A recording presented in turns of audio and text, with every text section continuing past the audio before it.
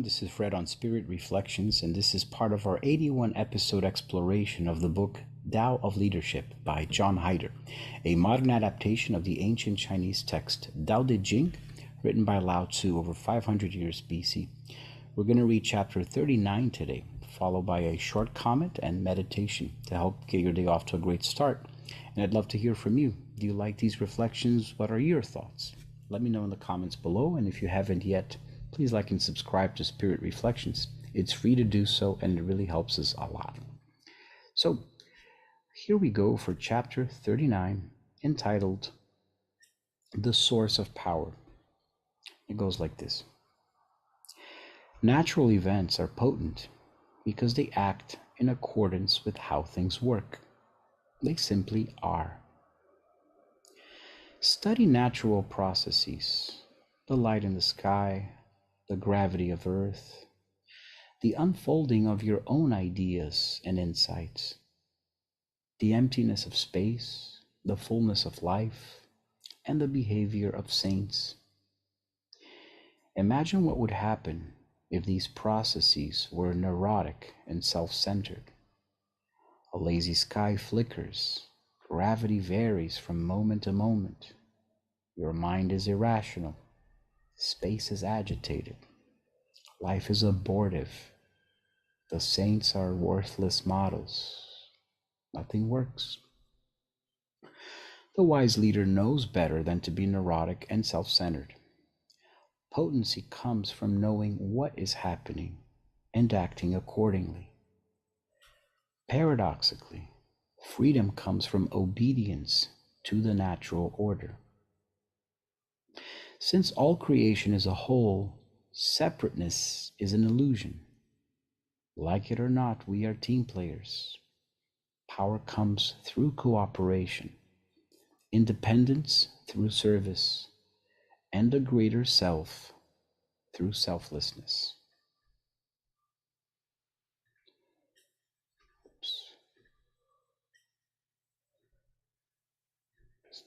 So, a simple yet beautiful masterpiece of wisdom.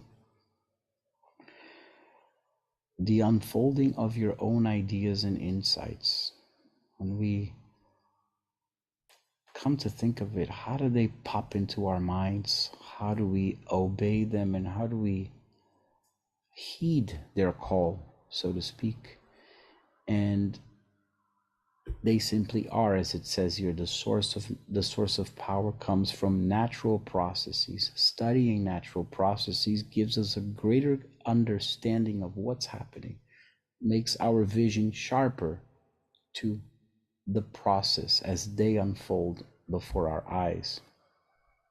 And also a reminder that not to be going back to ourselves, the me, and the concern about our transient personalities that are animating this physical body, and wanting to worship that personality, wanting to uphold this personality, assert it, wanting to adorn it with thoughts and feelings and desires and emotions that are going to be making us feel a neurotic as a natural consequence because of how these thoughts operate.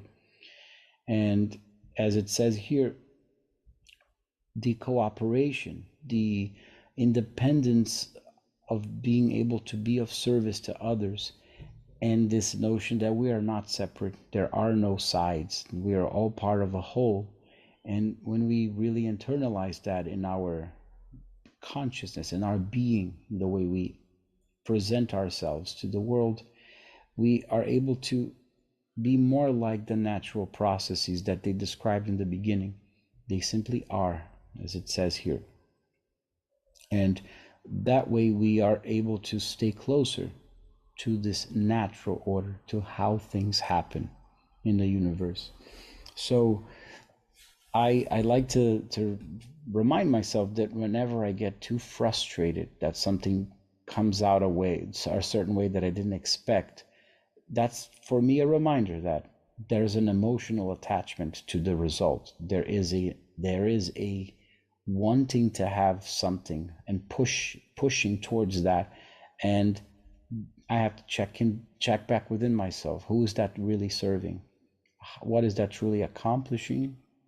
And with that, I'm able to reflect on a spiritual basis and see whether or not I want to stay neurotic in order to achieve that, or I'm able to change the way I approach the situation and still achieve it, but then approach it with complete disinterestedness, with this detachment from the outcome, and as a result be of service to this process rather than wanting to control the process. And after all, the chapter is entitled The Source of Power, and it's this natural power that comes from the divinity of our spirit, the oneness of our spirit that is truly one with the universe. And when we act upon that oneness, when we operate from that oneness, then we truly are, simply are, as it says here. So let us do our meditation. Put some music, invite you to relax, to begin slowing down the pace of our breathing, to notice any tension in our bodies, move our neck muscles, rotate our shoulders.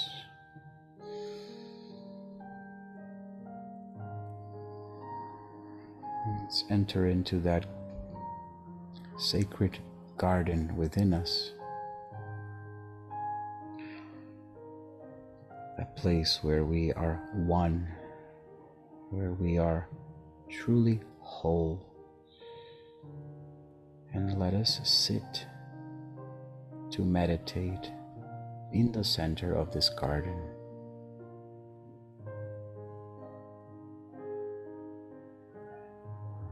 And as we get settled in, take a look around and feel that we are truly surrounded by loved ones, by beauty, by peace. And nothing is going to harm us. Nothing is going to cause us to be afraid. We're going to observe and study nature and sense this same nature inside of us. The rhythms of our body, and become still and one with them.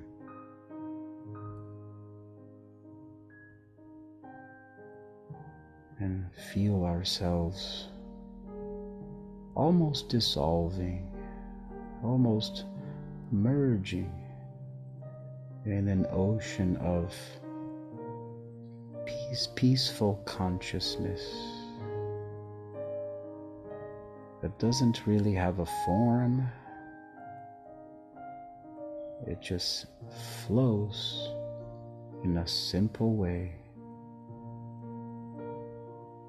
And that's one of the ways we condition our will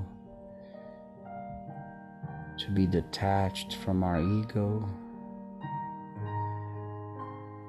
to listen to the processes that unfold, to what is happening, and to act accordingly. The greater quality of consciousness. And as we release, as we let go of our fears, doubts, expectations, desires, hopes, we simply sit and watch the wind carry these, take these, and they dissipate across the sky.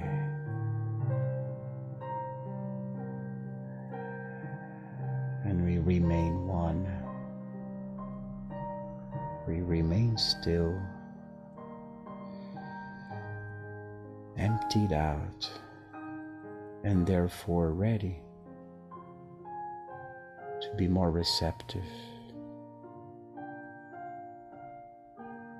to be more open and cooperate with others.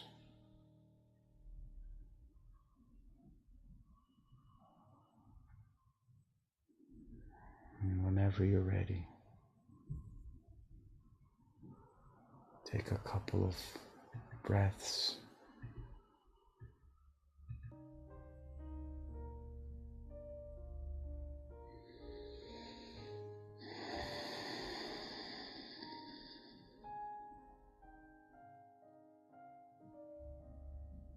And now reconnected with our core, with our divine oneness,